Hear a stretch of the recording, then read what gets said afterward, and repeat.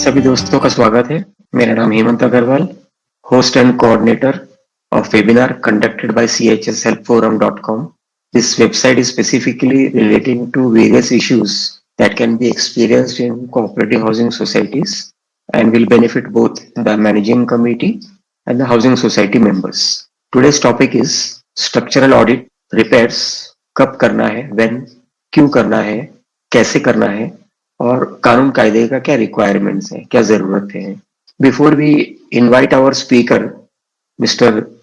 Sumendra Jain, to explain the finer details, I'll just give you a two-line intro. Typically हर बार देखा जाता है कि सोसाइटी के लोग बायलॉ पर निर्भर करते हैं स्ट्रक्चरल ऑडिट को लेकर, कि बायलॉ में लिखा है 15 साल में करना है और फिर हर 3 साल में करना है वगैरह वगैरह. आपको बता दें कि सोसाइटी के बायलॉ का स्ट्रक्चरल ऑडिट से कोई लेना देना नहीं है. सोसाइटी के बायलॉज को कोई भी अथॉरिटी नहीं है स्ट्रक्चरल ऑडिट के बारे में. स्ट्रक्चरल ऑडिट जो करना होता है वो म्युनिसिपल कॉर्पोरेशन का लॉ है. मुंबई में बीएमसी एक्ट और सेक्शन 353 बी के अंतर्गत में स्ट्रक्चरल ऑडिट हुआ करता है, जो प्रिस्क्राइब करता है कि पहला स्ट्रक्चरल ऑडिट उसी के 30 साल के बाद में पहला स्ट्रक्चरल ऑडिट करना. आपकी मर्जी है, आप उसके पहले भी कर सकते हो, आप हर साल स्ट्रक्चरल ऑडिट कर सकते हो, आपके बजट के ऊपर डिपेंड करता है. पर कानून की ये जरूरत है, ये रिक्वायरमेंट है, ये कंपल्शन है, मैंडेटरी है कि 30 साल हो गया आपके ओसी को, बिल्डिंग के ओसी को, आपको स्ट्रक्चरल ऑडिट करना है. स्ट्रक्चरल ऑडिट करने की 6 महीने, रिपोर्ट के 6 महीने के अंदर स्ट्रक्चरल ऑडिट में जो भी रिपेयर्स प्रिस्क्राइब्ड है उसको आपको पूरा करना है 6 महीने के अंदर अंदर.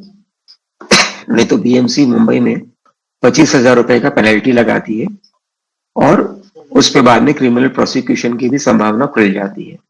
कई बार क्या होता है कि सोसाइटी में मैनेजिंग कमेटी स्ट्रक्चरल ऑडिट करवा लेती है, टोकन सो एंड सो बोल के कि चलो भाई हमने करवा लिया, लेकिन रिपेयर नहीं कराती. स्ट्रक्चरल ऑडिट की रिपोर्ट शेयर भी नहीं करती है मेंबरों के साथ में, जो कि जरूरी है. स्ट्रक्चरल ऑडिट हो गया, स्पेशल जनरल बॉडी मीटिंग बुलाया जाए, स्ट्रक्चरल ऑडिट की कॉपी सभी को दिया जाए, चर्चा करा जाए और फिर आगे का प्रोसेस थोड़ा सा लंबा है और वो करना जरूरी है उनको. ये सब अगर नहीं होता है तो कोई भी मेंबर सोसाइटी का या बाहर का भी, जरूरी नहीं है कि आप सोसाइटी के मेंबर ही हो, कानूनी तौर पे कोई भी ये पता चल जाता है कि स्ट्रक्चरल ऑडिट हुआ है, बिल्डिंग को रिपेयर की जरूरत है, नहीं करेंगे तो जान माल का नुकसान हो सकता है, बिल्डिंग में रहने वालों का और नीचे से लोग गुजरने वालों का, बिल्डिंग में जो विजिटर्स है उनका भी. तो सोसाइटी का कोई भी मेंबर पुलिस एफआईआर कर सकता है मैनेजिंग कमेटी के विरुद्ध में. पब्लिक का कोई भी मेंबर पुलिस एफआईआर कर सकता है उस सोसाइटी के मैनेजिंग कमेटी के विरुद्ध में, अगर उस मैनेजिंग कमेटी ने रिफ्यूज किया स्ट्रक्चरल ऑडिट के प्रिस्क्राइब्ड रिपेयर्स को देखते हुए. स्ट्रक्चर ऑडिट का रिपेयर ना करने का मतलब है लोगों के लाइफ को रिस्क में पड़ने के लिए. इस सब चीजों के बारे में आगे की जानकारी के लिए we have invited and our today speaker is Shri Sumendra Jain साहब, who will share his knowledge and experiences. Sumendra Jain साहब is a civil engineer from IIT Mumbai, graduated in 1972. इसका मतलब है कि उनको लगभग 50 बरस का एक्सपीरियंस है ये सब कामों में. जैन साहब स्ट्रक्चरल ऑडिट करते हैं, पीएमसी सर्विसेज करते हैं और उनका जो स्ट्रक्चरल ऑडिट रिपोर्ट वगैरह है वो आईएस कोड के हिसाब से है और बीएमसी और इंडस्ट्री स्टैंडर्ड्स में जो रिक्वायरमेंट है वो पूरा करती है. So now I invite Shri Sumendra Jain. Sir, please take over and proceed. Thank you. Thank you, Hemant bhai. I appreciate this opportunity, and it would be an eye opener for many of your group members as to the importance and implementation of the structural audit. Structural audit, as you mentioned, by the BMC rule, yes, 30 years. And as you also mentioned that you can do it even earlier. Now, once you occupy the building, you need to check out for the issues which are there in the building so that you can inform the builder that the quality of the construction required some attention. For that very purpose, in my long experience, I have seen some of the top builders as well. They also have in their buildings also there are some issues where the plaster has totally loosened out due to various reasons, and there are some leakages from the open terraces, open balconies, etc. So normally a society, once it is formed, in the first 5 years itself, they should go for an inspection report. An inspection report means a structural engineer will visit the site and he will check out as to if there are any structural problems which are creating these leakage problems or the plaster loosening off. So that is the first report, inspection report, which needs to be done by any cooperative housing society. After that, once they receive it, they should share the copy of that report with the builder to update him that these are the issues, and we would like to know as to where the builder can help the society to do his job. Nowadays, many of these top level builders, they give a good services for the 10 years. The first 10 years, they give some service, or maybe for the 5 years. So depending upon that, as per the agreement, the members in the housing society must make use and get a structural consultant on board and attend to the builder.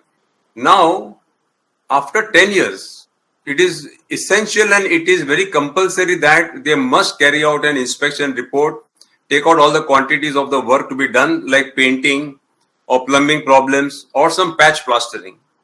So that comes after 10 years. If after 10 years, if you are not done, for example, then definitely you should do it anything between 10 and 15 years, but that is very, very important.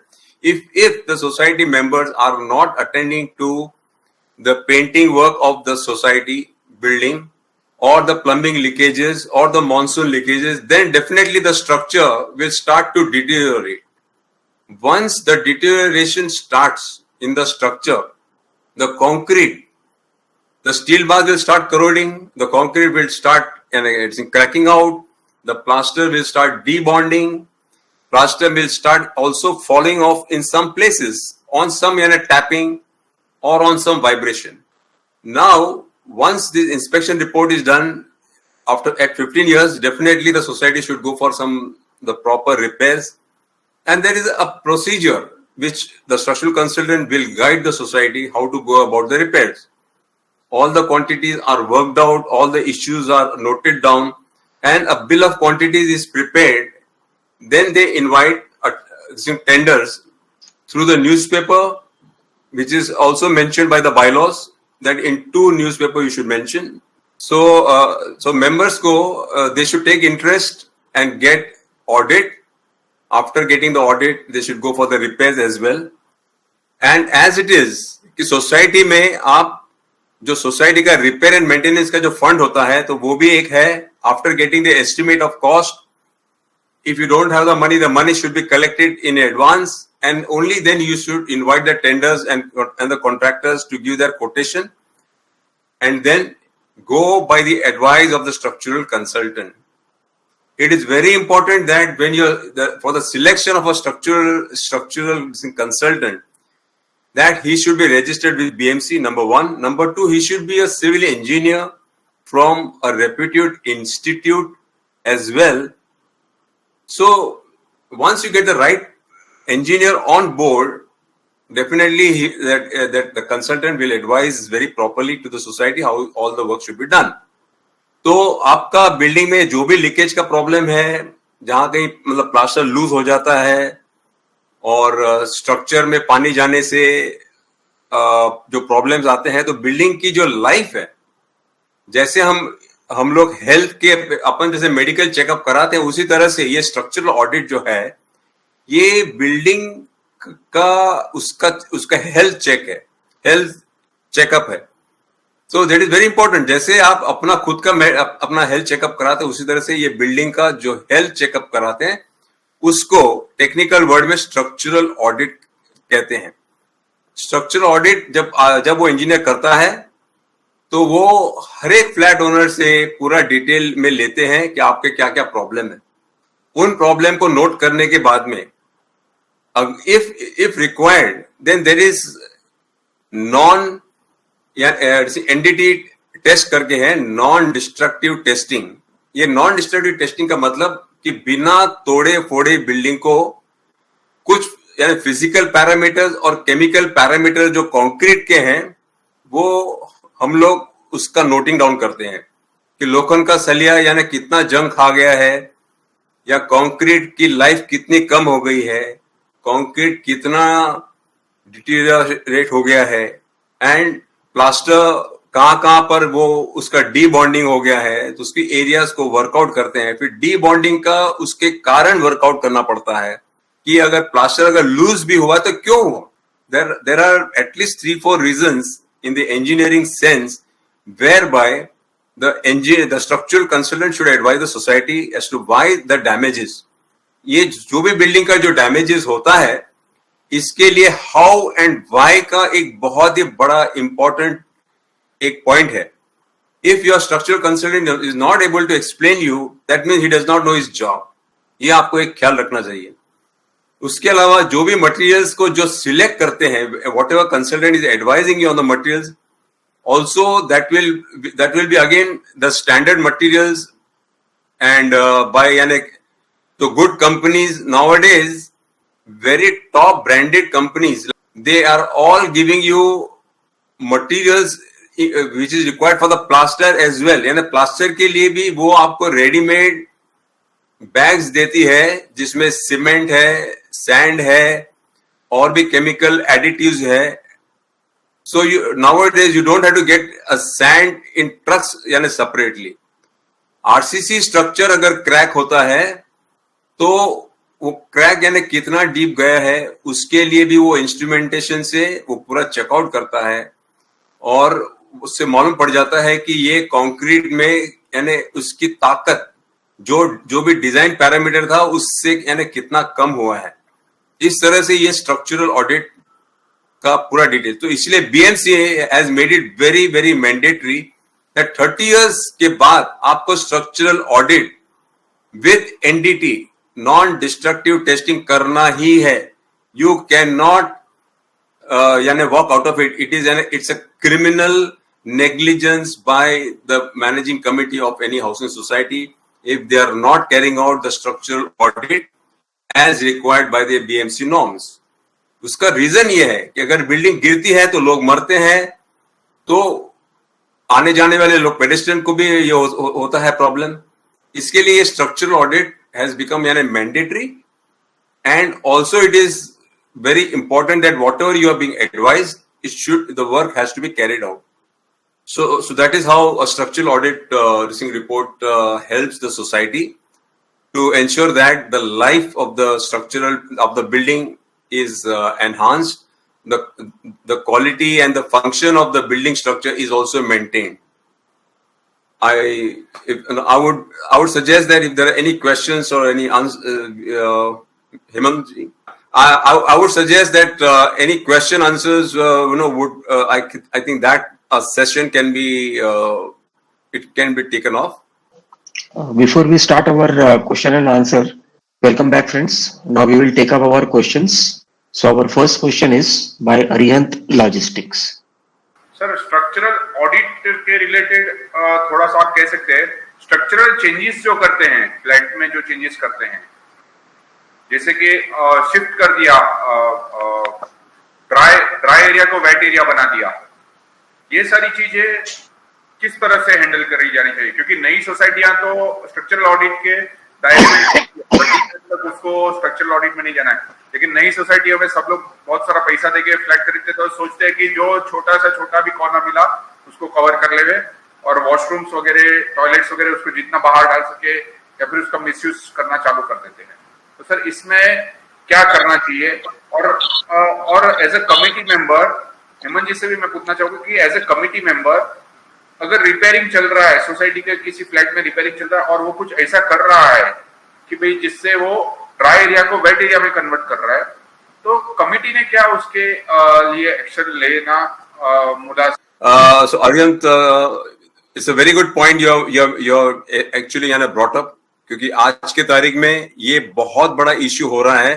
Specially in the towers, जैसे आपने बताया कि 2 flat ले लेते हैं, 4 flat ले लेते हैं, and they do a lot of things.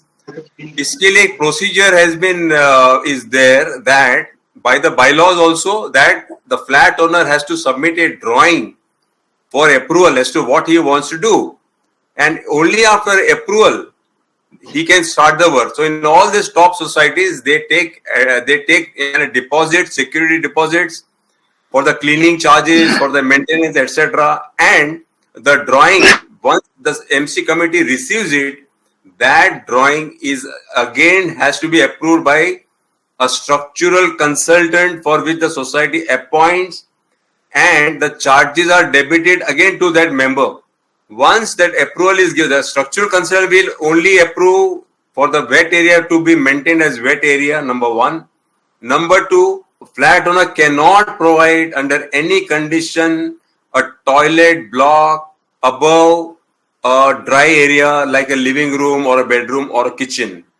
So that is strictly a no by the BMC bylaw also, and by the cooperative society laws also, that you get it approved.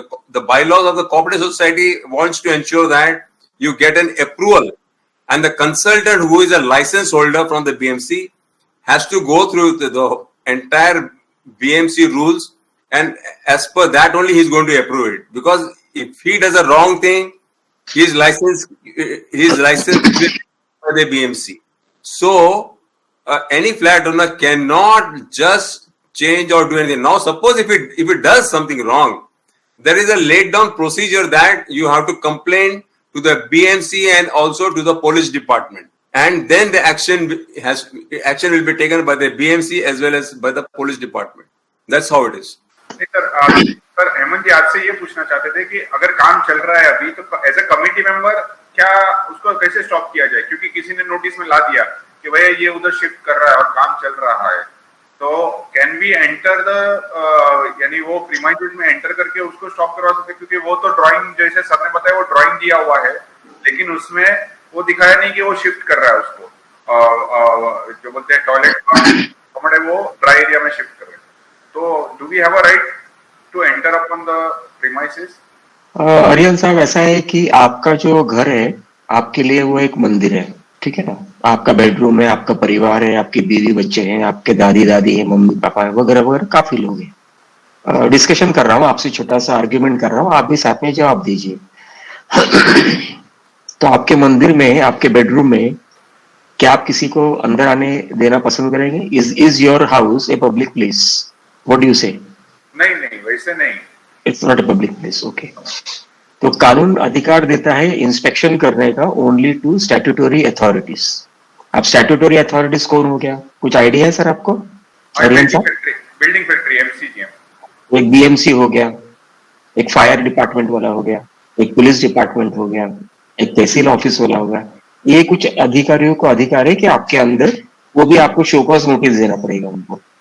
वो भी कब entry करेंगे? जब उनको ऐसा लगेगा, खुद को ही लगेगा अपने आप से, जिसको हम सो मोटो बोलते हैं कई बार, कि खुद को लगेगा कि भाई ये वो अंदर ऐसा कुछ काम कर रहा है जिसमें ये बिल्डिंग के स्ट्रक्चर को धोखा है और बाकी लोगों की जान माल को नुकसान पहुंच सकता है, बिल्डिंग में रहने वालों का और लोगों के नीचे आने जाने का. तो रिपेयर्स वगैरह के लिए एक सेक्शन है बीएमसी में, बीएमसी एक्ट में 342, उसमें दो चीज का वर्णन दिया हुआ है. एक टेंटेबल रिपेयर्स का दिया हुआ है और एक नॉन टेंटेबल रिपेयर्स का दिया हुआ है. टेंटेबल रिपेयर्स क्या हुआ? जैसे प्लास्टर हो गया, पेंटिंग हो गया, आपके फ्लोर के टाइल्स वगैरह बदली करना है, आपका इलेक्ट्रिकल पूरा सर्किटरी चेंज करना है, आपका प्लम्बिंग लाइंस चेंज करना, प्लम्बिंग इनलेट को नहीं, प्लम्बिंग लाइंस इंटरनली चेंज करना है, वगैरह वगैरह. अब नॉन टेंटेबल क्या हो गया? स्ट्रक्चरल चेंजेस हो गए जो ओरिजिनल प्लान में थे. आपके ओरिजिनल प्लान में एक जगह ड्राई एरिया निर्धारित था आपका, तो ओरिजिनल प्लान का जो भी चेंजेस करोगे तो वो नॉन टेंटेबल में चला जाता है. दो फ्लैट के बीच की दीवार निकाल दिया आपने, जिसको एमलगेमेशन कहते हैं. दो फ्लैट है, 101, 102, और दोनों ने खरीद लिया, चलो भाई मुझे तो एक बड़ा सा रूम चाहिए, बड़ा हॉल चाहिए, वगैरह वगैरह वगैरह, तो बीच का दीवार निकाल देते हैं, तो एक नॉन टेंटेबल रिपेयर्स में चला गया. फिर आप सोचोगे कि चलो ये जो कॉलम है वही निकाल देता हूं मैं, जो बीम है ऊपर का वो ही निकला हुआ है। ऐसे भी कई लोग हैं, अगर आप पेपर में गूगल करोगे इंटरनेट पे, तो एक बहुत फेमस केस हुआ था लक्ष्मी छाया बिल्डिंग बोरीवली का, जिसमें एक बड़े साहब ने अपने ग्राउंड फ्लोर में से नीचे पिलर निकाल दिया था उसने, ये बोल के कि मैं उधर तिजोरी फिट फिट करूंगा मैं। तो निकाल तो दिया, तब कुछ नहीं हुआ, लेकिन जब सवेरे पानी की टंकी भरी तो वजन पड़ा और उसी एन मौके पे वो बिल्डिंग गिर गई। बहुत फेमस केस है। उसके बाद में बीएमसी ने काफी चेंजेस लेकर आए। 2016 में एक्ट भी अमेंड कर दिया, बीएमसी एक्ट में चेंजेस किए। तो कई चेंजेस आपके घर के अंदर टेंटेबल है और नॉन टेंटेबल है। जो नॉन टेंटेबल है उसको आप चेंज नहीं कर सकते, जो टेंटेबल है उसके लिए ना सोसाइटी के परमिशन लेने की आवश्यकता है, और जो बाय लॉ है उसको रद्दी की पेटी में डाल दीजिए। जो स्टैट्यूटरी एक्ट जो लेजिस्लेचर ने फिट किया हुआ है उसको हटा के उसका परमिशन लेने की आवश्यकता नहीं होती है। तो टेंटेबल रिपेयर्स के लिए आपको सोसाइटी के परमिशन लेने की आवश्यकता नहीं है, लेकिन नॉन टेंटेबल रिपेयर्स जैसे कि 2 फ्लैट का बीच की दीवार निकालनी है आपको, या आपका फ्लावर बेड इनक्लोज कर देना है आपको, वगैरह वगैरह। तो ये कुछ कुछ चीजें बीएमसी अलाउ करती है। सेक्शन 44 एमआरटीपी में ये कवर्ड है। उसके लिए आर्किटेक्ट का ड्राइंग लो, सर्टिफिकेट लो, बीएमसी का अप्रूवल लो। अप्रूवल लेने के पहले बीएमसी बोलता है कि सोसाइटी का या जो मालिक है जमीन का या कोंडोमिनियम का या सोसाइटी का, उसका परमिशन एनओसी लेके आ जाओ, फायर ब्रिगेड का एनओसी लेके आ जाओ, फायर डिपार्टमेंट का, ऐसे कई एनओसी दिए हुए हैं। बीएमसी के गाइडलाइंस है 342 के अंदर में, अगर आप नेट पे ढूंढेंगे तो आपको काफी कुछ मिल जाएगा। वो सब सबमिट करो, बीएमसी अगर अप्रूव करता है फीस वगैरह लेगा, अप्रूव करेगा। आर्किटेक्ट के नेतृत्व में नजर के नीचे वो रिक्वायर्ड चेंजेस कर सकते हो, और आर्किटेक्ट बाद में बोलता है कि ठीक है भाई ये मेरे नजर के सामने चेंजेस हुआ है, इसमें बिल्डिंग का कोई धोखा नहीं है, और मैं ये चेंजेस को कंप्लीट करके सर्टिफिकेट इश्यू करता हूँ। इस कुछ कुछ चीजों को कर सकते हो। लेकिन अगर आप ये कहोगे कि आर्किटेक्ट से बोलोगे कि मुझे बीम और कॉलम्स या पिलर ही निकाल देना है, अब वो नेक्स्ट टू इम्पॉसिबल, वो नहीं होने वाला है। अब बाकी बचता है सोसाइटी का इंस्पेक्शन का। आई थिंक बायलॉ 46 में शायद सोसाइटी के सेक्रेटरी को परमिशन दिया हुआ है फ्लैट को इंस्पेक्ट करने के लिए। लेकिन आप खुद जानते हैं कि बायलॉज जो है वो आधे अधूरे दिमाग से बना हुआ है। वो बायलॉज जो आप बायलॉ रेफर करते हैं टिपिकली वो होता है टेनेंट पार्टनरशिप सोसाइटी के लिए। टेनेंट पार्टनरशिप सोसाइटी में जो फ्लैट होता है वो आपका खुद का नहीं होता है, वो आप वहां पे खाली टेनेंट हो, ऑक्यूपायर हो। You are not the title owner of that flat under the transfer of property act. और वो प्रॉपर्टी किसकी है? वो प्रॉपर्टी महाड़ा की है या एसआरए के अंडर में आती है या सिडको की है, you know all those things. उस सूरत में सेक्रेटरी का लायबिलिटी है कि मैं फ्लैट के अंदर इंस्पेक्ट करूं नोटिस देने के बाद में, और जाके अथॉरिटी को खबर करूं कि सर आपकी बिल्डिंग में ये फ्लैट में ये चेंजेस किया हुआ है, इसको रेमेडियल मेजर्स लो, इस मेंबर को यहां से हटाओ या इसको एक्सपेल करो, इसका अलॉटमेंट कैंसिल करो। अलग अलग किस्म के प्रोसेस है उसके अंदर, वो आप इजिली कर भी सकते हो। तो जहां तक आपका प्रश्न था कि सोसाइटी अंदर आके इंस्पेक्ट कर सकती है क्या, अगर आपको बायलॉ फॉलो करना है तो 46 में प्रोविजन है, आप आओ इंस्पेक्ट करो वगैरह वगैरह काम करो। अब आपका दूसरा प्रश्न ये था कि मेंबर फला फला फला काम करे जा रहा है वहां पे, सोसाइटी का दायित्व ये है उस मेंबर को नोटिस दो कि आपने आपका आर्किटेक्ट का लेआउट ड्राइंग जो है फ्लैट का चेंजेस का हमें इंटीमेट नहीं किया हुआ। हमारे फला फला जनरल बॉडी रेजोल्यूशन में ये पास किया हुआ था कि रिनोवेशन काम के लिए ये 10 स्टेप्स आपको लेने हैं। उसमें से शायद हो सकता है सिक्योरिटी डिपॉजिट भी हो, काम का टाइमिंग भी हो, इसको बोलते हैं कि दोपहर को 2 घंटा छुट्टी करना है। ये भी हो सकता है कि सवेरे 8 से लेके शाम तक 8 बजे तक ही काम करना है, 8 के बाद में बिल्कुल काम नहीं करना है, रात को भी काम नहीं करना है, वगैरह वगैरह वगैरह। तो एक नोटिस दे दो और उसकी एक प्रति बीएमसी को भेज दो, म्युनिसिपैलिटी को भेज दो, ताकि म्युनिसिपैलिटी को ये अवेयर रहे कि आप अपने घर के अंदर क्या क्या करने वाले हो। और अब बीएमसी का रोल बनता है वहां पे कि वो फ्लैट में आके इंस्पेक्शन करके बाकी सी चीजें देखे। लेकिन सोसाइटी के मैनेजिंग कमेटी को अधिकार क्षेत्र में नहीं है कि दादागिरी से अंदर आए और डिक्टेट करे कि आप ये काम कर सकते हो या ये आप काम नहीं कर सकते। Have you understood Aryan sir? और कुछ है आपका प्रश्न? Next question is by mister Hariram Chaudhary. Yes sir. Hari हाँ, मेरा प्रश्न यह है कि हमारी बिल्डिंग 50 साल पुरानी है और हम रीडेवलपमेंट में जा रहे हैं, तो अभी तो ऑडिट, वो स्ट्रक्चर ऑडिट की जरूरत नहीं है ना, कंपल्सरी नहीं है ना। हम रीडेवलपमेंट में जा रहे हैं, हमारा काफी प्रोसेस पूरा हो गया है, अपॉइंटमेंट हो गया है डेवलपर का, तो अभी तो कोई जरूरत नहीं है हमको स्ट्रक्चर ऑडिट की। आपका रीडेवलपमेंट में भी अगर सोसाइटी जा रही है तो भी स्ट्रक्चरल ऑडिट की जरूरत है, और वो consultant he will certify that the building needs to be demolished and then a new construction. Only after that certificate, your redevelopment work and the new plans will be allowed by BMC. Thank you. Thank you. Next, Mr. Rajesh Sule, are you? Okay, my question is with regards to the ceiling or the floor. Okay, so as per the bylaws, I mean, correct me if I'm wrong, the understanding is that if there is any damage that is being done to the floor or the ceiling, then the two parties, which is the one person's the member staying below and the member staying above, are supposed to share the cost of any damage that is done. Now, in a situation where, because of the member staying above, which is due to the leakage, you know, the ceiling gets extensively damaged, and therefore, you know, it starts falling apart. What happens in such case? You know, how much is that the member above, if is not willing to cooperate, then what happens in such a case?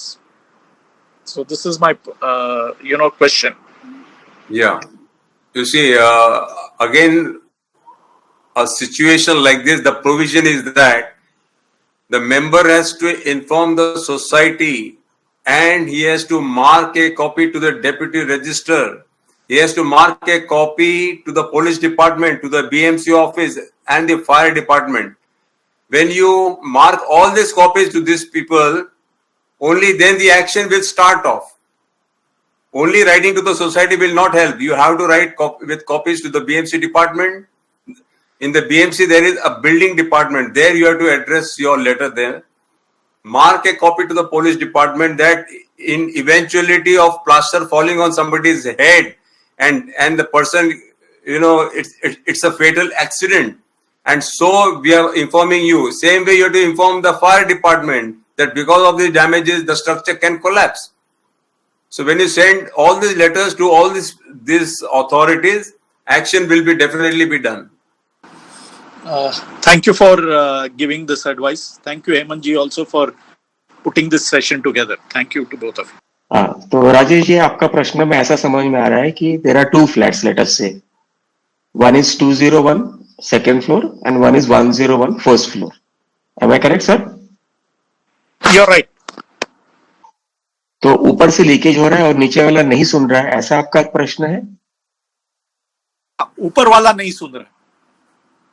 Okay, ऊपर वाला नहीं सुन रहा है कि भाई repair नहीं करूंगा, leakage होता रहेगा, बिल्डिंग डैमेज होगी, मुझे परवाह नहीं है, और नीचे वाला बोल रहा है कि प्लीज कर दो वगैरह वगैरह, ऐसा कुछ आपका प्रश्न है? Am I correct, sir?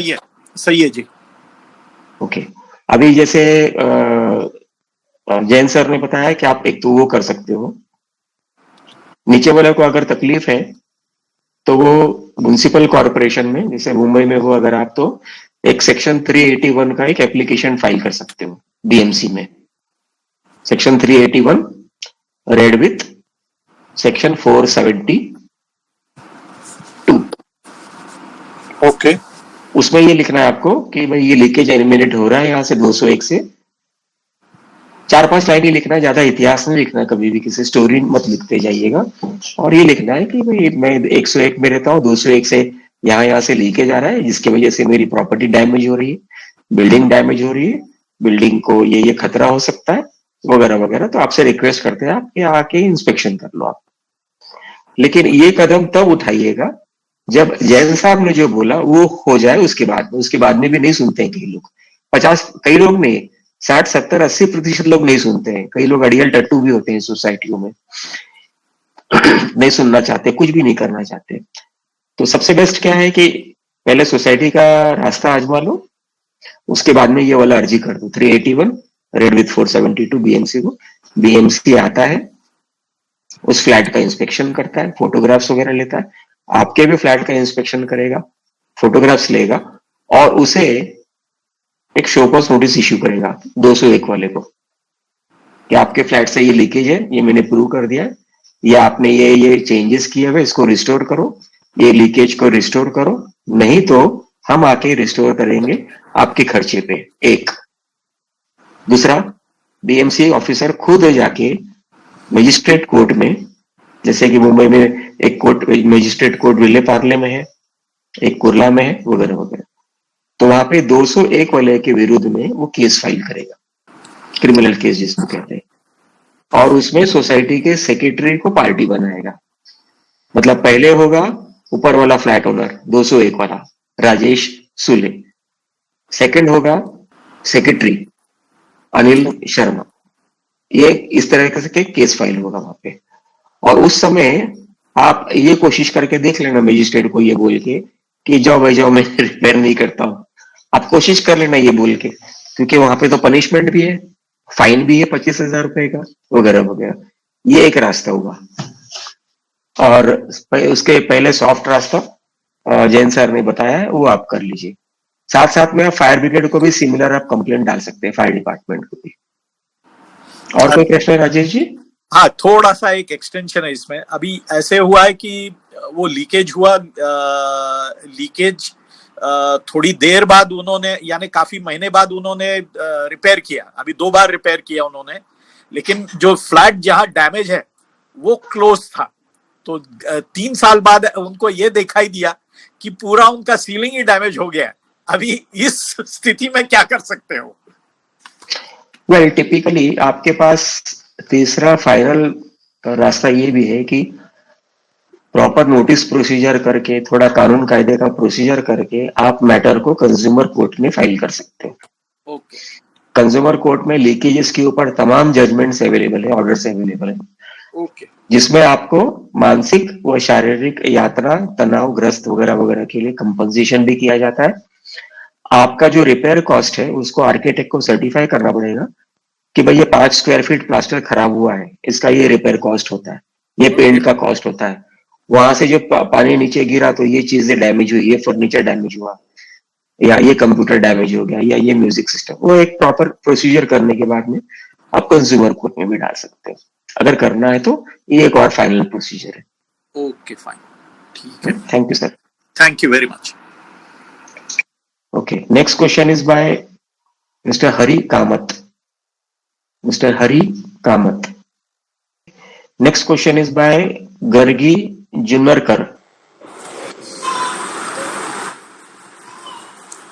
हाँ, नमस्ते सर। मेरा एक्चुअली एक ही सवाल था, पर अभी आपने जो पहला वाला क्वेश्चन को जवाब दिया ना, इसके लिए सर उसको लेके दूसरा भी सवाल है। अगर आपकी परमिशन है तो सर 2 सवाल पूछता हूँ सर। आज का विषय का है तो पूछिए सर। हाँ, आज का विषय का ही है। आज का विषय का ही है सर। आपने जो शुरुआत में कहा सर कि अगर बीएमसी ने आपको नोटिस दिया है सोसाइटी को स्ट्रक्चरल ऑडिट करने के लिए, और आपने जो नहीं कर पाए तो आपको कुछ 6 महीने का टाइम बीएमसी देता है, ऐसा आपने बोला था। तो वो सवाल में ऐसा था कि सर मान लो अगर कोई सोसाइटी के पास फंड ही नहीं है या कोई मेंटेनेंस ही नहीं दे रहा, तो ऐसे केस में बीएमसी क्या समय बढ़ा के देती है क्या? ये एक सवाल है। ऐसा है कि सोसाइटी के पास फंड्स होए या नहीं होए, बीएमसी हैज को कोई लेना देना नहीं है इससे। लेकिन आपका अगर आप नहीं कराते हैं तो इट इज यानी कि क्रिमिनल नेग्लिजेंस। आपकी सोसाइटी के जो कमिटी मेंबर है उनके ऊपर यानी कि क्रिमिनल एक्शन हो सकता है, और वो लोग करते भी हैं, ये आप ख्याल रखिएगा। मतलब सर वो 6 महीने में अगर नहीं किया तो की बात है ना? 6 महीने में अगर आप नहीं करते हैं तो you can ask for an extension, request an extension to the BMC office and they will give you an extension. एक एक्सटेंशन वो लोग देते हैं फॉर अनदर 3 मंथ, 6 महीना पहले देते हैं, बाद में 3 महीने का देते हैं। अच्छा, हाँ, उसमें फिर वो लिखेंगे इसमें आपको करना ही चाहिए, you must do it, because otherwise it is criminal negligence. BMC Act is also inclusive of criminal negligence also. अच्छा, गर्गी अच्छा साहब, सर, आपकी जानकारी के लिए इसी को थोड़ा सा आगे डिटेल में बताते हैं कि ऐसी परिस्थिति समझिए कि 1 जनवरी को BMC ने आपको नोटिस दिया कि आप स्ट्रक्चरल ऑडिट करो. आपने स्ट्रक्चरल ऑडिट कर लिया, उनकी बात मान के आपने स्ट्रक्चरल ऑडिट कर लिया. तो लेटर से स्ट्रक्चरल ऑडिट की रिपोर्ट है 1 फरवरी. अब 1 फरवरी को ये आपका जो स्ट्रक्चरल ऑडिटर है वो ये बोलता है कि आपको फला फला चीजें रिपेयर करनी है. उसमें क्लासिफिकेशंस है, लाइक क्लास 1, C1, C2 ऐसा करके क्लासिफिकेशंस है. आपका जो स्ट्रक्चरल इंजीनियर ये बोलता है कि भाई इसको रिपेयर हो सकता है, जैसे क्लास C1 दिया है तो रिपेयर नहीं हो सकता, ऐसा BMC का कहना है. और बाकी अब C2 है, C2A है, C2B है, C3 है, वगैरह वगैरह. ऐसे दरमियान में अगर आपको स्ट्रक्चरल ऑडिटर बोलता है कि चलो रहते रहते आप रिपेयर कर लो, तो उस रिपोर्ट, मतलब मानो आपका रिपोर्ट आया 1 फरवरी का, तो वहां से आपको 6 महीना एक्सटेंशन वगैरह पकड़ के लेटर से साल भर का अंत भी हो गया. उसके बाद भी आप यही कह रहे हो कि मेरे पास पैसे नहीं है. अब BMC क्या करता है, BMC बोलता है कि पैसे नहीं है, ठीक है, लेकिन जानमाल का नुकसान आपका भी होगा और लोगों का भी होने वाला है. तो BMC प्रॉपर्टी को खुद रिपेयर करती है अपने खुद के पैसे से, और आपको पूरा का पूरा बिल करेगी वो. और बिल करने के बाद में आपको पैसे भरने हैं. तब आप ये नहीं कह पाओगे मेरे पास पैसे नहीं, क्योंकि तब BMC क्या करेगी पता है आपको, BMC ऑक्शन कर देगी आपकी प्रॉपर्टी को. बहुत आसान तरीका है. और बॉम्बे शहर में दो चार केसेस ऐसे हर समय होते रहते हैं. ठीक है सर, आपका नेक्स्ट प्रश्न क्या है? सर नेक्स्ट क्वेश्चन सर, आपने स्टार्टिंग के जो पहले सवाल को आर्यन के जो जवाब दिया ना कि आप जो भी कोई चेंजेस कर रहे हैं, तो आपने जो अपॉइंट किया हुआ है जो कंसल्टेंट स्ट्रक्चरल जो, और उसको ड्राइंग देना है और ड्राइंग वो अप्रूवल करेगा और फिर आप काम करेंगे, BMC मान्यता प्राप्त, ऐसा आपने सर जवाब में बोला था. तो सर मान लो ये जो अप्रूवल है वो तो सिर्फ ड्राइंग देख के उसने दिया, कि वो काम पूरा करने के बाद, चेक करने के बाद देगा, क्योंकि ड्राइंग तो उसने देख लिया और बाद में जो ड्राइंग हमने किया है उसको तो हमने काम अंदर उसने भलता ही किया है. तो उसका क्या किया जा सकता है वो, और एक अननोन, एक आम आदमी साधारण सोसाइटी में उसको क्या मालूम पड़ेगा कि इसने किसको ड्राइंग दिया, क्या दिया? तो क्या वो BMC में कंप्लेंट करेगा कि ये तो अगर मैनेज हो गया ड्राइंग देने वाला, हमको मालूम नहीं, ड्राइंग अलग दिया है, काम अलग किया, कौन चेक करेगा सर? इसमें जब भी अच्छी सोसाइटी में पूरा सिस्टम रखते हैं कि कंसल्टेंट अपॉइंट करते हैं, कंसल्टेंट अप्रूव्स द ड्राइंग, उसके बाद में consultant is also paid for the visit. हर 15 दिन में वो विजिट करता है, विजिट का भी उसको चार्जेस देना पड़ता है वो फ्लैट ओनर को. इन ऑल दिस टावर्स वगैरह जो भी अच्छी सोसाइटीज हैं, there the payments are done very regularly to the consultants, and nothing goes out of the drawing, not at all. Very strict, because it is again यानी कि criminal offense. अगर कोई approved drawing है और उसके against आप और कुछ करते हैं, it is counted as a criminal offense. आज के तारीख में any drawing approved by a consultant or an architect or BMC, and then if you any changes are made without taking a prior, पहले परमिशन नहीं लेते और आप changes करते हैं, it becomes a criminal offense.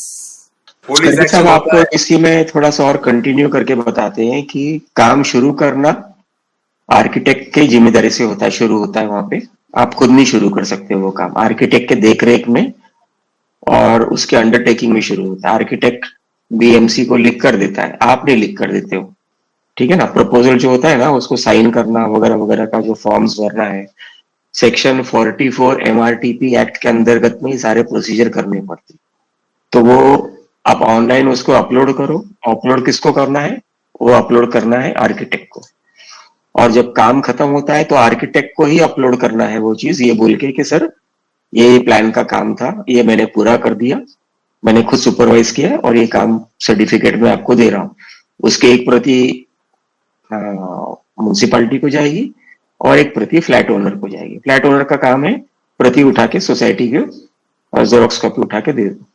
अगर आप ये सोचते हो कि वो आर्किटेक्ट ही झूठा सर्टिफिकेट देता है, तो इसके चांसेस लगभग रिमोट है।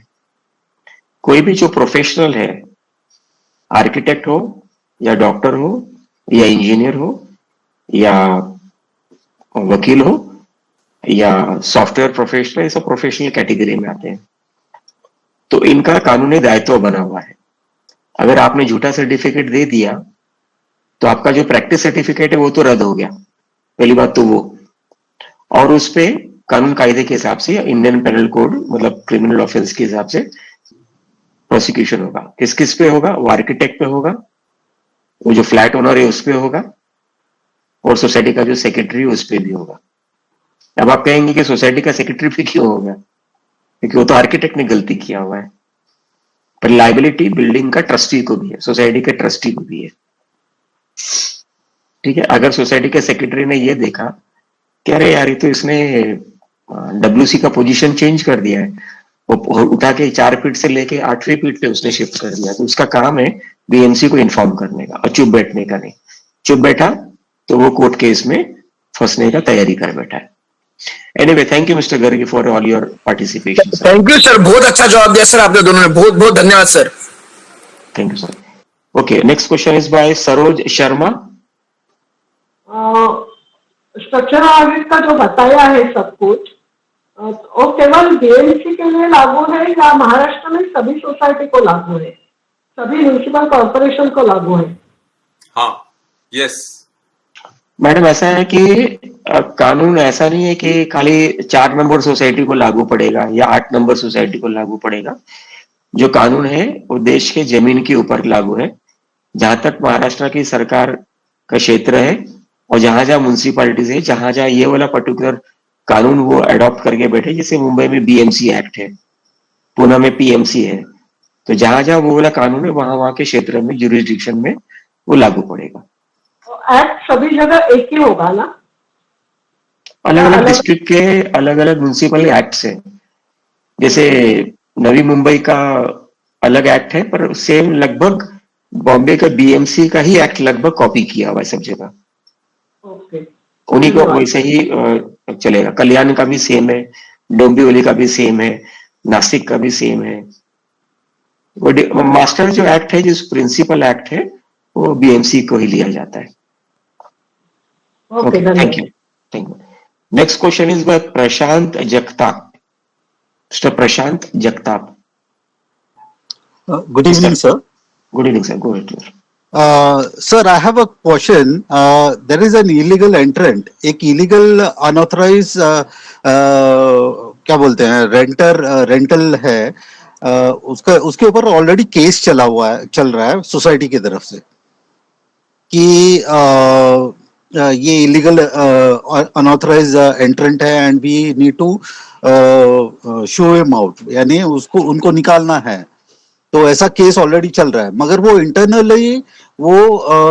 रिपेयर वर्क्स कर रहा है। अभी वो एग्जैक्टली अंदर क्या कर रहा है ये समझने के बाहर की चीज है। तो जो वो इंटरनली काम कर रहा है, तो वो रोकने के लिए हम क्या कर सकते हैं, या फिर अंदर वो क्या कर रहा है वो कुछ समझ में नहीं आ रहा है, क्योंकि वो 2 फ्लैट एक साथ है जिसके ऊपर वो केस चल रहा है। तो क्या इस पे आप कुछ सोल्यूशन दे सकते हैं sir?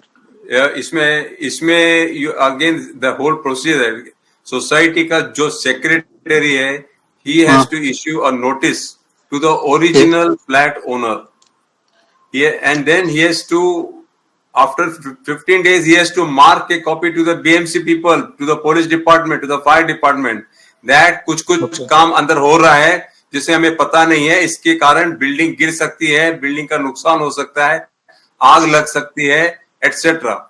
Automatically, police department, fire department will take action, and BMC people will also take action. Unless, most important thing is society secretary, if he is not doing his job, it is a criminal offense. तो ये आप ख्याल रखिए। तो he has to write. अगर society का secretary अगर नहीं लिखता है, वो अगर अपनी ड्यूटी नहीं करता है, तो an ordinary member on behalf of the society, he can write Okay. And also mark it that a society secretary is in hands and glove with the flat owner which is occupied illegally, etc., etc. ये सब पूरा Okay. Procedure है तो follow करना. Even an ordinary member can write. There's no problem because if something is going illegal, it does not mean that the society secretary only will take action. No, an ordinary member also has every right to take action because he is part and parcel of that building property. Okay sir.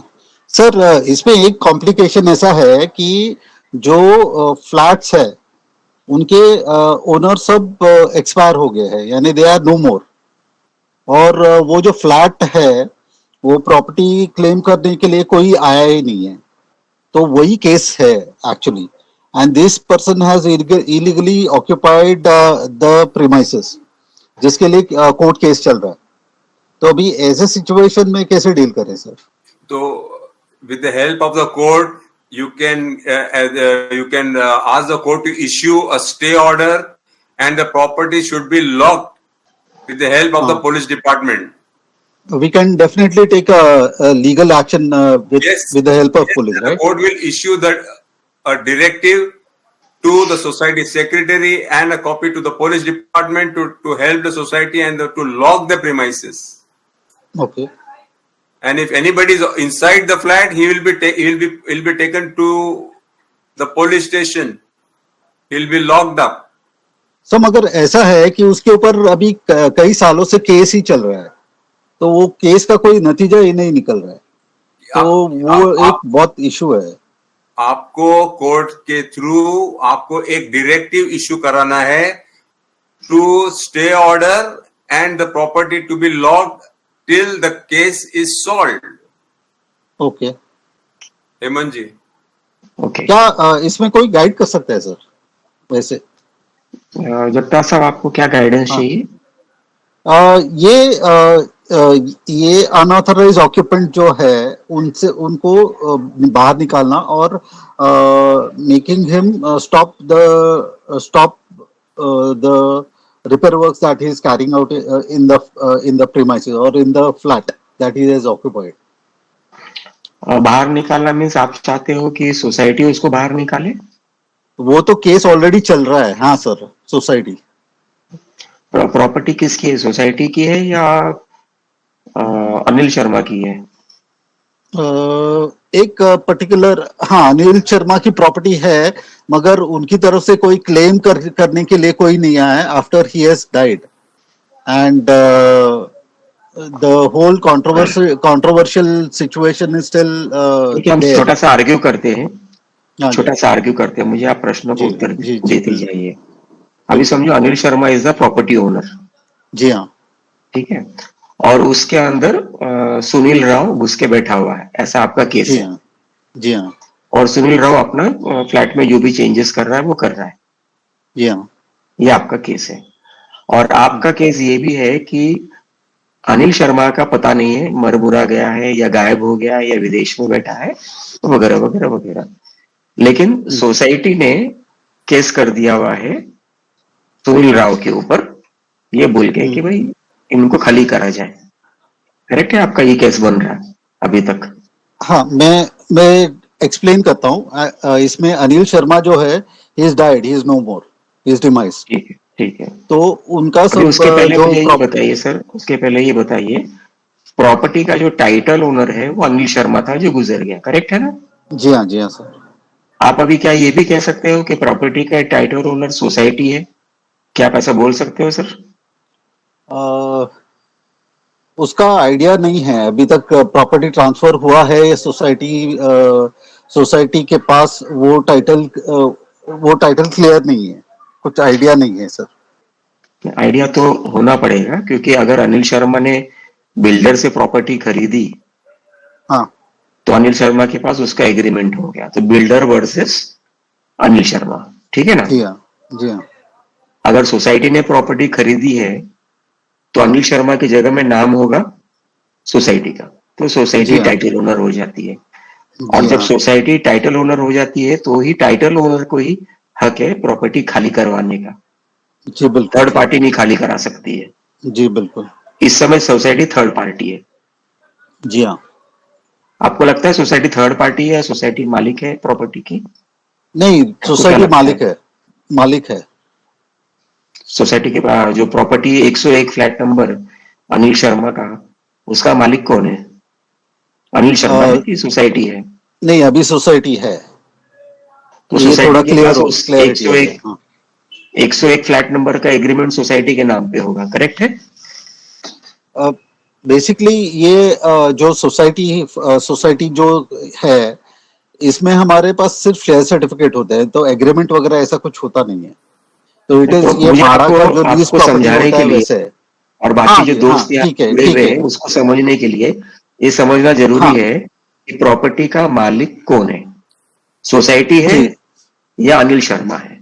अगर अनिल शर्मा है तो अनिल शर्मा के पास में agreement है उसके खुद के जी, नाम का कि हाँ 101 बिलोंग्स टू अनिल शर्मा, हाँ बरोबर है? हाँ अभी जी, मेरा आपसे ये प्रश्न है कि क्या सोसाइटी ये बोल सकती है कि 101 फ्लैट का टाइटल ओनरशिप या एग्रीमेंट सोसाइटी के नाम पे है? यस और नो? यस सर, जी हाँ, अभी जी हाँ, जो सोसाइटी के नाम पे एग्रीमेंट है 101 फ्लैट नंबर का? जी हाँ सर, वो कैसे हो सकता है सर जी? सोसाइटी का शेयर सर्टिफिकेट है, ये एग्रीमेंट है, दो अलग अलग चीज है। आप क्या बताना चाह रहे हो? वो थोड़ा ग्रे एरिया है, वो मुझे थोड़ा समझ के मैं आप, I think I need to get back to you. अच्छा ठीक है, मैं आपको दूसरे तरीके से पूछता हूँ। जी, आप दुकान में गए और आपने एक पेन खरीदा 100 रुपए का हाँ जी, और दुकानदार को बोला कि मेरा नाम ऊपर लिखो, क्योंकि आपको इनकम टैक्स में उसको क्लेम करना है एक्सपेंस के माध्यम से। जी हाँ, तो जिस बिल पे प्रशांत जगताप लिखा है, सिर्फ और सिर्फ प्रशांत जगताप ही अपने इनकम टैक्स रिटर्न में उस पेन का एक्सपेंडिचर क्लेम कर सकता है। Am I correct sir? बिल्कुल, बिल्कुल सर। ठीक है। अभी एक अनिल शर्मा आ गया, हम्म, बोलता है ये पेन तो मेरे पास में है जी हाँ, और मैं इनकम टैक्स में क्लेम करूंगा। तो इनकम टैक्स वाला बोलता है कि चलो क्लेम कर लो, लेकिन इसके आप मालिक हो पहले वो तो बता दो। जी हाँ, तो वो जो दूसरा आदमी है वो बोलता है नहीं मेरे पास तो बिल नहीं है मेरे नाम का, या बिल प्रोड्यूस हाँ भी जी, कर देता है और बिल के ऊपर लिखा है प्रशांत जगताप। ओके, हाँ, अभी बिल के हिसाब से मालिक कौन है, प्रशांत जगताप है प्रशांत जगताप, या दूसरा वाला है? प्रशांत जगताप, नहीं, प्रशांत ओके, जगताप है। अभी आपके केस में वापिस आपके केस में वापिस आओ। प्रॉपर्टी जी, 101 का मालिक कौन है, अनिल शर्मा है या सोसाइटी है? क्योंकि एग्रीमेंट किसके नाम पे है? शेयर सर्टिफिकेट छोड़ दीजिए, शेयर सर्टिफिकेट नहीं, जो है, ओरिजिनल जो मालिक है, हु इज डिमाइस, मेरे हिसाब से वो होगा, वही क्योंकि मालिक है। एग्रीमेंट उनके ठीक है, साथ रहेगा, राइट? तो आपने करेक्ट कहा, जिसके नाम पे एग्रीमेंट है वही टाइटल ओनर बोला जाता है। एक जी कानून हाँ, कायदा है, title transfer of property act बोला जाता है। हाँ, उसके हिसाब से अनिल शर्मा उस प्रॉपर्टी का मालिक है, भले वो गुजर गया है या भाग गया है या जो भी कुछ हो गया, दिवालिया जो हो भी गया, कुछ जो हो, भी हाँ, कुछ है। ओके, तो सोसाइटी उस प्रॉपर्टी को खाली कराने के लिए कोर्ट में हाँ, केस नहीं डाल सकती है, वो पहली चूक हो गई वहां पे। ओके सर, ठीक है, कोर्ट में वो पड़ा रहेगा सालों साल और कोर्ट उसका जस्टिस नहीं दे सकता उस चीज को, ये बोल के कि भाई अनिल शर्मा की प्रॉपर्टी का केस आपने फाइल किया, तो केस आपने फाइल किया तो प्रॉपर्टी आपको दे देता हूं मैं। ये तो होने वाला नहीं है कभी भी। हाँ जी, बिल्कुल, ठीक है, अब बाकी बचा वहां पे जो सुनील राव बैठा हुआ है जो प्रॉपर्टी का कामकाज करा रहा है। अगर हाँ, हाँ, सोसाइटी को ऐसा लगता है कि सुनील राव उस फ्लैट के अंदर गैर कानूनी काम कर रहा है, गैर कानूनी हाँ, हाँ, डब्ल्यूसी चेंज कर दिया, किचन शिफ्ट कर दिया या पिलर कॉलम बीम तोड़ दिया वगैरह वगैरह, तो सोसाइटी का काम है बीएमसी, पुलिस और फायर डिपार्टमेंट को खबर करे। ओके, बस इतना ही रोल बचता है सोसाइटी का और कुछ भी नहीं। हम्म, सोसाइटी के लोग फ्लैट के अंदर घुसेंगे हम्म, तो सोसाइटी के ऊपर क्रिमिनल केसेस फाइल हो जाएंगे। 3 साल ओके, का मुफ्त खाना पीना जेल में सुविधा है सरकार की तरफ से, जबरदस्ती घुसने का। Anyway, okay, thank you mister Jagtap for a lengthy discussion. Okay sir. Sir, BMC, fire brigade और क्या बताया आपने सर? पुलिस पुलिस खाते में कंप्लेंट पुलिस दी। के, okay sir, thank you for your guidance sir. Thank you. Perfect. Kavita madam, आपका प्रश्न? ये सर, सर बहुत सिंपल सा क्वेश्चन है, छोटा सा। हमारे घर का पोजीशन लिए हुए 5 इयर्स कंप्लीट हो गए हैं और उसमें अभी हमारा न्यू टेनेंट रह रहा है 1.5 साल से। तो अभी उसने हमने पूछा तो उसने हमें बताया है कि वहाँ पे सीपेज हो गया है घर में वॉल्स में, वो बाथरूम से आ रहा है और नीचे से ऊपर जा रहा है सीपेज। तो हमने किसी प्लम्बर वगैरह को उसी ने किसी प्लम्बर वगैरह को बुलाया तो he is asking for 3 lakhs for repairs. Sir वो खर्चा कौन देगा? I just wanted to know about it. For any leakage problem, etc., the society has to appoint a structural consultant who will inspect the problem, and he will give the guidance as to how this problem is happening. There are instruments which can measure the moisture in the wall and the slabs, and he can point out as to how the leakage is happening and how the water is finding its way and it is causing dampness, etc. Now, once it is established, then the society, if the leakage is because of the common pipe of the building, then all that cost has to be handled by the society. If there is a problem from the internal leakages of the pipeline from the upper flat, then it has to be shared between the two members. That is as per the bylaw. Sir, the situation is it is happening from our washrooms only. It's nothing to do with the neighbors or outside common If it is happening from your own flat because of the leakages, etc., all the concealed drainage and water supply pipelines, then you need to get it repaired. Yes, definitely. Yes. So, but then who will do the expenses, like my tenant or me? The owner of the flat. That means yourself. Okay. Yes. क्या difficulty आ रही है madam? Sir वो हमारे flat में tenants रहते हैं, हमको 5 years हो गया पोजीशन लेटर लिए हुए। तो पूछने पे उन्होंने हमको बताया, किसी और ने अपना प्रॉब्लम डाला था सीपेज का, तो आई थॉट कि मैं भी अपने टेनेंट से पूछ लेती हूँ।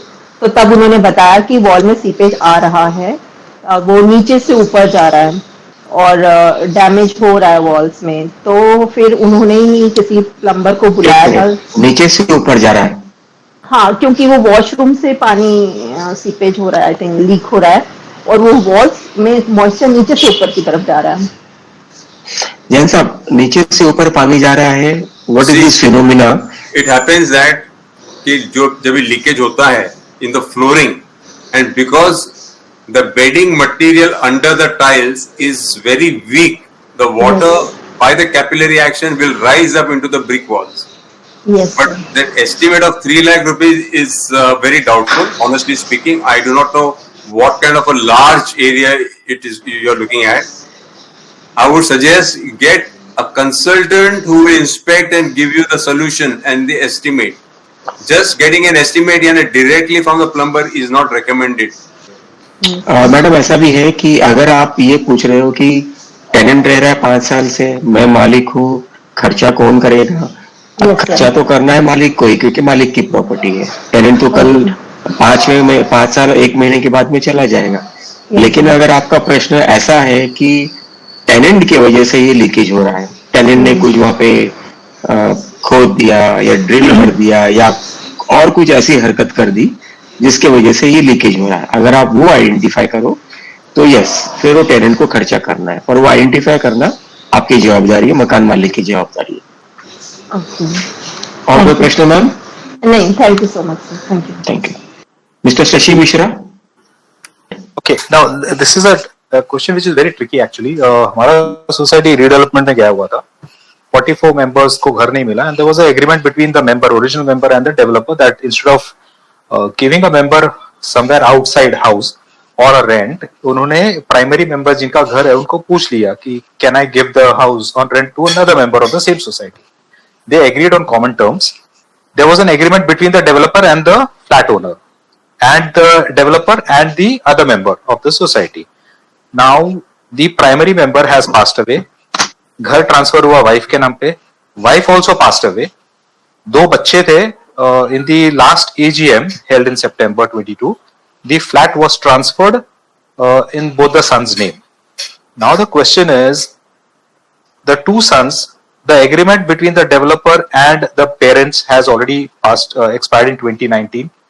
the other member of the society who is staying in the flat is not ready to vacate the flat, telling that मेरा developer से बात हुआ है, आप developer से बात करो, and the maintenance assessment tax, the two sons are bearing, but he is not giving the vacant position of the flat to the two sons. He has sent them notices. He has sent a notice to the developer. He has sent a notice to the society, to the member who is occupying the flat illegally, and they are not vacating. Society is not helping them at all.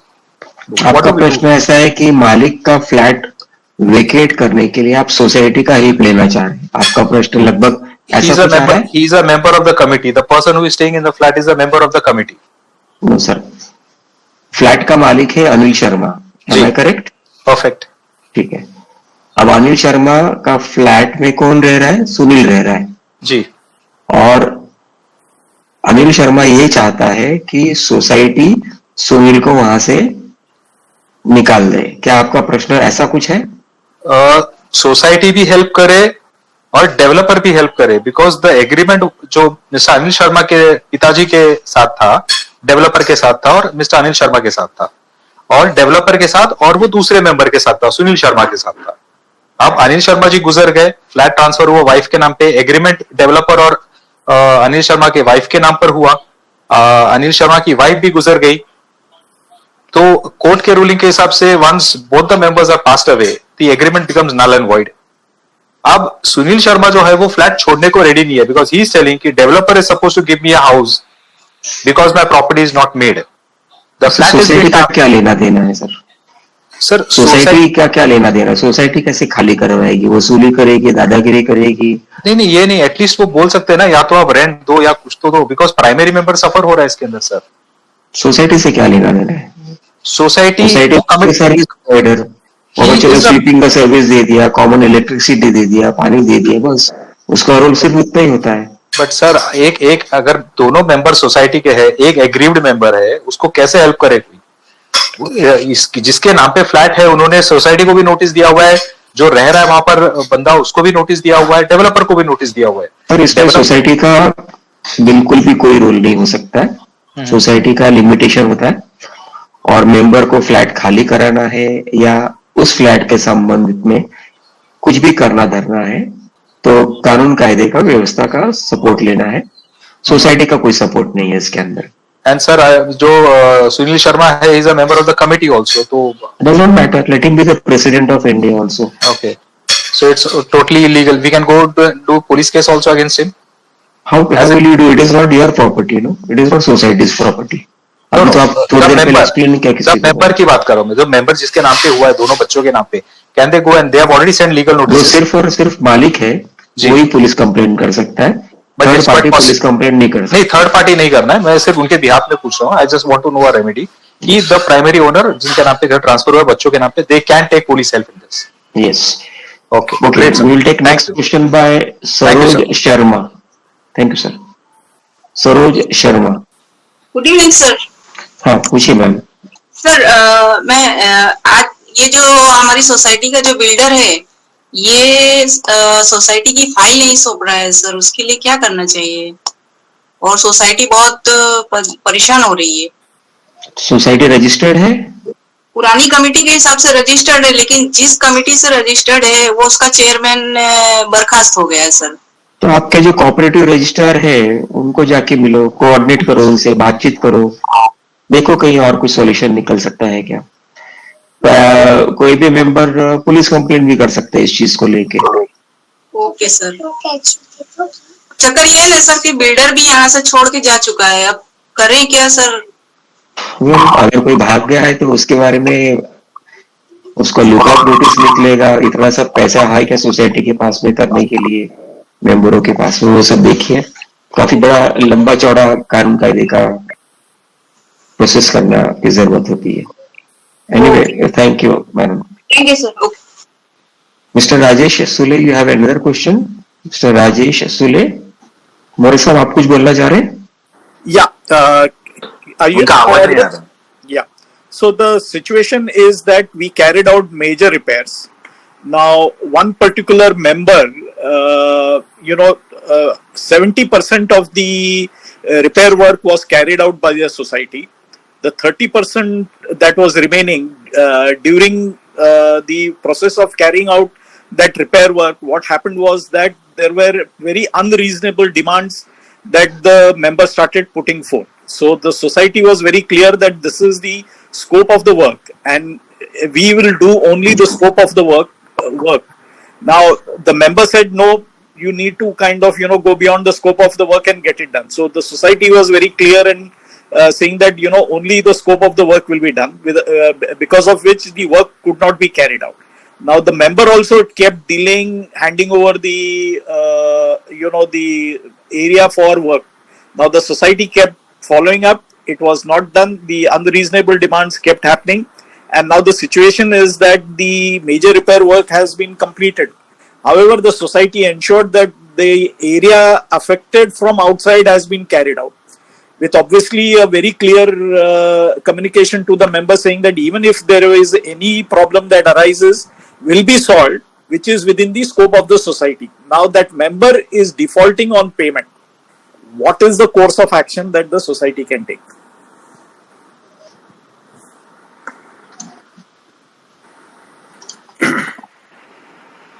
Jain sir? Yeah. See, normally in a case where the flat owner and the society has to do a repair work together, where the contribution from the flat owner also has to come into the picture, it is a duty of the society to take that money in advance from the flat owner under an agreement that so and so money has been received by the society for the following repair work under the consultant, etc., etc. Society should not have started the work in advance before getting the money from the flat owner. That is the standard practice. So what the society did is that, because the sum was quite large, they kind of created a way where the payment can be done in easy installment. Also, in the AGM, the society basically passed with the members, all the members' consent, that this amount of money basically also becomes a part of the maintenance amount. Okay, so that is what the society has gone ahead and passed in the AGM. So it becomes a part of the maintenance amount. So under the bylaw of the society, if maintenance, if is not paid, then the fact is that the society can go ahead and make a complaint with the registrar for a case for getting the amount of money recovery. Unless there is an agreement, unless there is some correspondence between the member and the society, unless there is some understanding between the two parties, only then this repair work should have been started by the society. The society should not have started just the work and just spending the money unless a clear picture is there with the certain milestones, with certain responsibilities, and a consultant or an architect to certify the issues. Okay, if we now have a precedence where we have gone to the registrar and on a defaulting member we have been able to recover, I can use that as a precedence to take a case against this member. You can do it, but it is very tough. To tell you the fact, I am not against the registrar office, but to get things done by the registrar's help, etc., it costs a lot of time, energy, money, everything. It is better that the society handles its role and responsibility with the flat owner itself in a very proper manner. But sir, if I have Mr. Rajesh, we are not providing consultancy here. No. I was just getting direction from you. So what you are giving me is a thought process. So I'm thankful for that.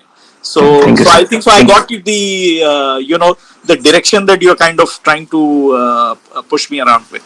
Okay. Thank you, Mr. Rajesh, for joining. Yeah. और किसी को कुछ पूछना है please? हाँ जी sir, आपने वो शुरुआत में भी वो प्रशांत जी को कुछ आपने बताया ना कि वो अनिल शर्मा का फ्लैट था, वो डेट हो चुका है, उसका रेट में एग्रीमेंट दूसरा आदमी रह रहा है, स्ट्रक्चरल का अंदर काम कर रहा है. तो सर जब अगर वो अनिल शर्मा मर गया है, उसके वारिस अगर नहीं मिल रहे तो सोसाइटी वो प्रॉपर्टी सर गवर्नमेंट को जाना चाहिए ना, सोसाइटी गवर्नमेंट को लिख सकती है कि भाई इसका प्रॉपर्टी का कोई है ही नहीं और ये इसको तो हम जानते ही नहीं और ये अंदर कुछ भी काम कर रहे हैं सर, ऐसा हो सकता है? यस, हो सकता है, डेफिनेटली हो सकता है. Thank you sir, thank you. Sir, I have another question. Yes, ma'am. Go ahead. Yeah. Sir, in our society, like we have one cluster, and there are 4 wings into that. All 3 BHK flats builder has sold us. But in B wing, the problem is he has joined 2 units. So 2 registrations are done for B wing. And because of that, their service charge has become double. And for that, they are not happy. And they want to separate their, they want to maintain their society by themselves for B wing, which will, create a lot of trouble for other wings because admin office is under B wing, gym is under B wing, party hall is under B wing. So how do we solve this problem? As I understand, so how many wings do you have, madam? 4 wings, A, B, C, D. Right? When the when the BMC drawings have been submitted, approved and constructed, if there are four wings, and if there is one cooperative housing society, and if you want to split the maintenance charges between A, B, C, D, it is not permissible under any circumstances, unless by a written agreement the society members they decide, for which again you will need to have separate underground tanks, separate set of water pumps, etc., etc. There are a lot of things which are required separately, and then you need to inform the BMC, you need to inform the cooperative society office, the deputy registrar as well. जैसा कविता madam का problem ऐसा है कि club house जो है वो B wing में है, ए बी सी डी है, लेकिन बी विंग में क्लब हाउस है. अब ऑब्वियसली उनका कहना ऐसा है कि ए वाले सी और डी विंग वाले बी विंग में जाके क्लब हाउस यूज करते हैं. Madam correct? Yes sir. Sir अभी सेपरेशन नहीं हुआ है, but those guys are they are almost blackmailing us कि आप हमारा. Okay, but tell me now, do you have a club house in C wing, D wing और A wing also? Sir, I don't stay here there, so I have no idea. Okay, let us take this whole thing hypothetically and we will discuss this thing. Yes. Now, presuming there are A, B, C, D wings, the builder made it. So now builder also defined that this will be one society or 4 societies that will be recorded in the recitals of the agreement between all these 4. Presently one society. Presently it is one society.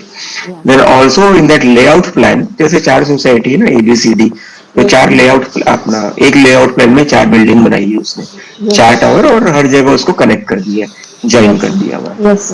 और उस layout plan का जो भी उसने brochure निकाला होगा, propaganda sheet निकाला होगा उस समय, या इम्यूनिटी शीट निकाला होगा, उसने क्या बताया होगा उसमें कि क्लब हाउस एक है और सारे लोग यूज करेंगे उसके अंदर. सर एक सेपरेट क्लब हाउस अलग है जो पूरी सोसाइटी का है.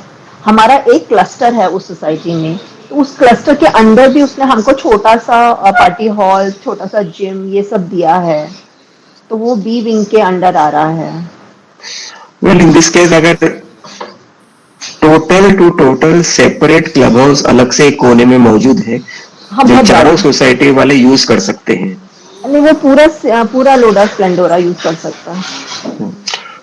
तो सॉल्यूशन ऐसा ही है कि आप चारों विंग्स की अलग अलग सोसाइटी बना लो, कोई प्रॉब्लम नहीं है, with a deed of understanding between all the societies, deed of registered understanding, registered deed of understanding, and उन चारों सोसाइटीज का एक सिंगल फेडरेशन बना लो, या तो एसोसिएशन ऑफ सोसाइटीज बना लो, फेडरेशन ऑफ सोसाइटी और association of society. So this association of society or federation will execute a registered deed of declaration, a deed of settlement, a deed of understanding of the common amenities, services that are available for everybody at so and so terms and conditions. उसका बिजली का bill कौन भरेगा, light का bill कौन भरेगा, साफ सफाई कौन करेगा, वगैरह वगैरह वगैरह, सारे वो डीड में आप उसको दर्शा सकते हो. The deed parent body will be of course this federation or the association. This can be done, but with mutual understanding. If still people are not ready to cooperate, then you can file a declaration suit in the civil court, all of them, the majority of them. So all will be compelled to follow and comply with the original brochure of the layout plan that the builder must have propagated at that time. थोड़ा homework होगा, लेकिन ये हो सकता है. It's not a complicated thing, but a document extensive project that you can say. बहुत complicated नहीं हो जाएगा चारों विंग्स का अलग अलग सोसाइटी? नहीं मैडम, हर जगह आजकल ऐसा ही है. एक फ्लैट में 4 भाई रह रहे हैं, कंफर्टेबली रह रहे हैं, 4 बेडरूम है, लेकिन एक भाई या उसका परिवार बोलता है मुझे अलग होना है. कॉमन है ना. आप एडवोकेट, आपको तो आप ये सब चीजें आपसे तजुर्बा कर ही चुके हो. तो I mean like if there is going to be a dispute, then it is best to settle out, separate, stay peacefully, so that at least basic social relations are maintained. Otherwise, whatever little emotions or sentiments are supposed to be remaining, that will also vanish off. As I said, it is not a very complicated thing, but a document intensive thing. It will require a proper strategic bent of mind to prepare all these documents, but it can be done. Legally simple है, कोई problem नहीं है. Thank you, sir. Thank you so much. Anybody else? Mr. Sanjay, आपको कुछ पूछना है sir? Please unmute yourself, sir. आपके हाँ पूछिए sir. Hello, sir. In our society, considering the irregularities, in the annual audit reports and other things, we raise the complaint to the registrar. After vigorous follow with the registrar, finally the registrar has sent the a letter to the managing committee, asking for explanation within 15 days.